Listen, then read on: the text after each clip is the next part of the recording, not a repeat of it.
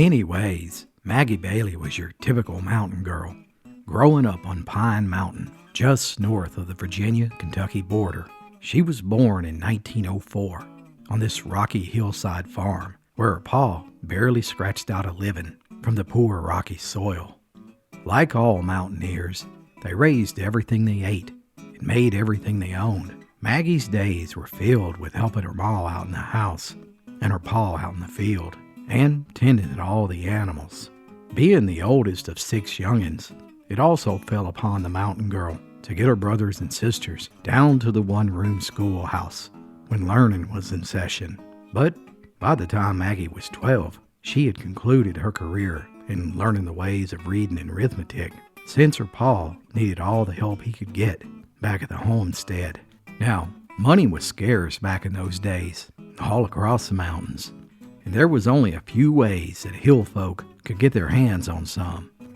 One way was by selling apples and chestnuts down in the valley, and the other, well, that was selling blockade corn liquor. And with so many mouths to feed, and backs to close and feet to put shoes on, Maggie's pa did what he had to do to make ends meet. And to hear the locals tell it, Maggie's pa was quite crafty when it came to working the old copper kettle under the moonlight. Whether it was a special recipe of apple brandy or a concoction of white mule so powerful that it would make a fella hallucinate, his spirits were sought after by folks from all over Harlan County.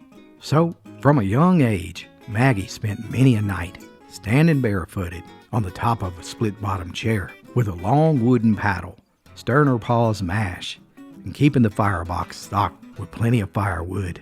Little did she know, but her pa's nightly schooling on the fine art of crafting white mule would end up defining her life.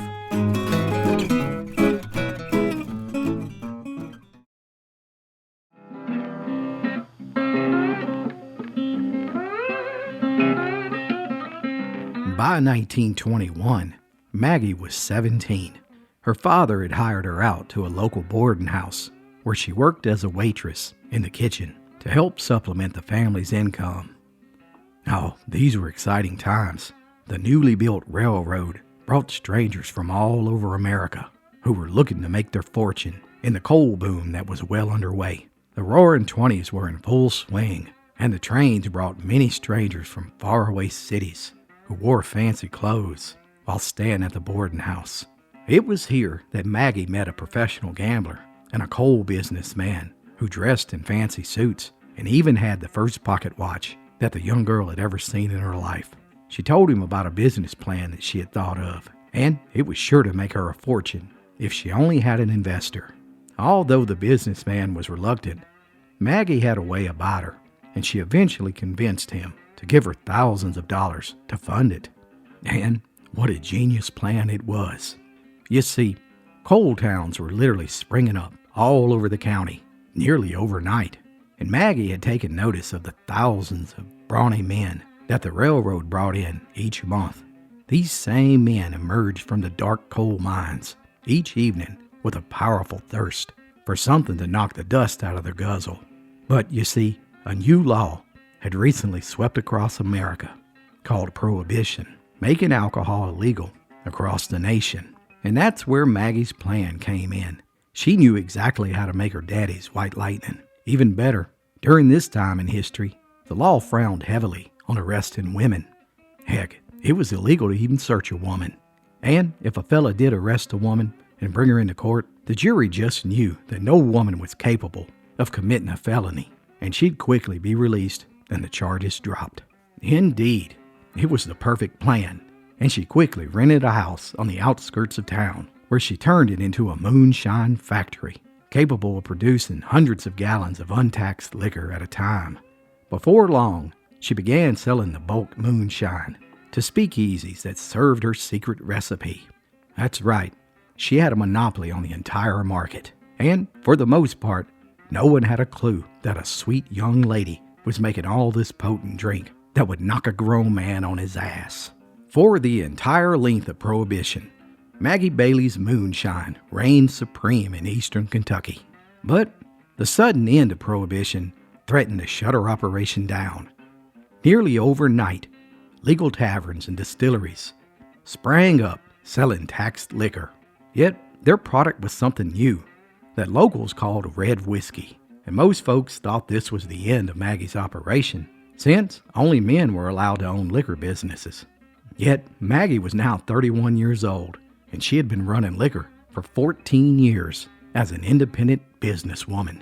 She had even used the money to pay for all her siblings' schooling and to pay off her pa's farm. She wasn't about to just give up and quit, so she did something unthinkable. That's right. In April of 1934, Maggie Bailey became the first woman to obtain a legal liquor license and named her business Meg's Place.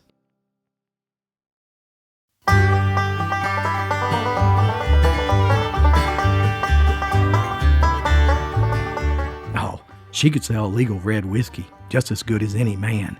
But the folks in Appalachia didn't care too much for this new type of whiskey. What they wanted was good old moonshine. And before long, Maggie Bailey was selling legal whiskey out the front door and Mountain Dew out the back. All the way through the Great Depression, her business thrived.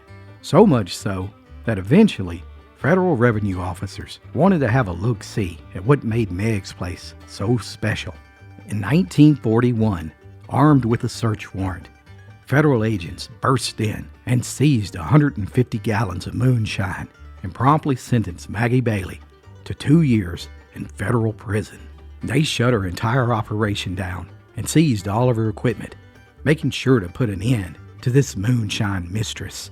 On the day Maggie was to report to prison, she first stopped by her sister's house to tell her goodbye. And she also left a suitcase there and told her she'd pick it up when she got out. Just like that, they hugged, and Maggie spent the next 2 years locked behind bars. But I tell you this, she put that time to good use. That's right, she spent the entire time incarcerated, studying the law, particularly the Fourth Amendment, dealing with search and seizure. She became an expert on that law, determined to never get caught red-handed again. And, as it turns out, this knowledge would define the rest of her life and leave the law helpless to ever stop her again.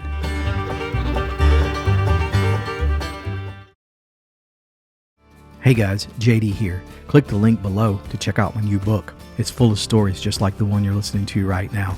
Now, back to the story.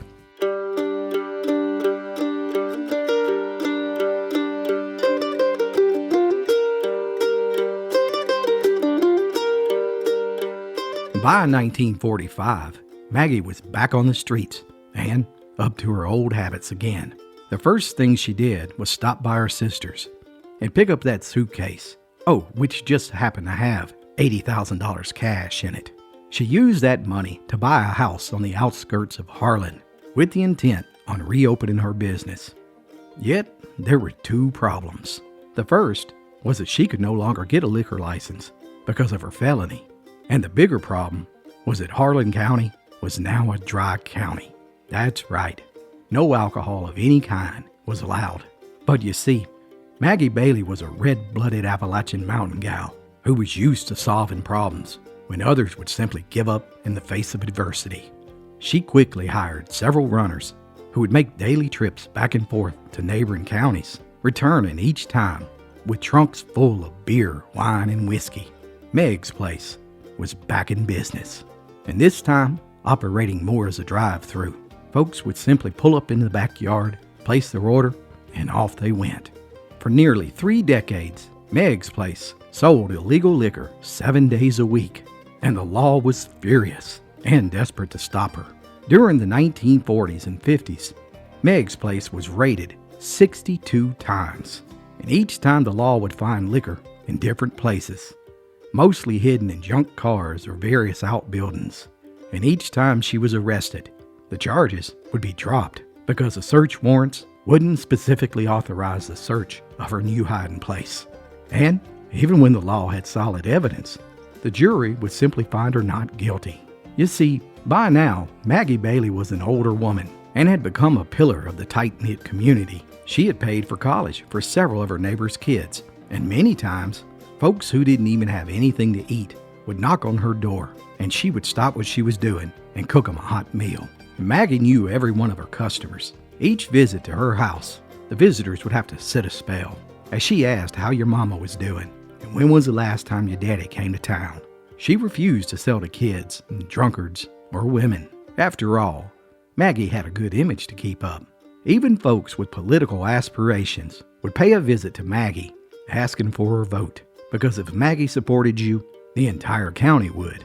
Still, police raids continued all the way through the 1960s, and in 1965, a routine raid on Meg's place resulted in a discovery that would make headlines all across the nation. A score of deputy sheriffs and highway patrolmen were busy confiscating over 200 cases of beer and 50 cases of whiskey when one cop decided to have a look in Maggie's closet. Hidden down in a corner, he saw 14 brown paper bags and a dozen old socks. And wouldn't you know it, every one of them was filled with $100 bills. The cops claimed that there was $480,000 cash hidden in her closet.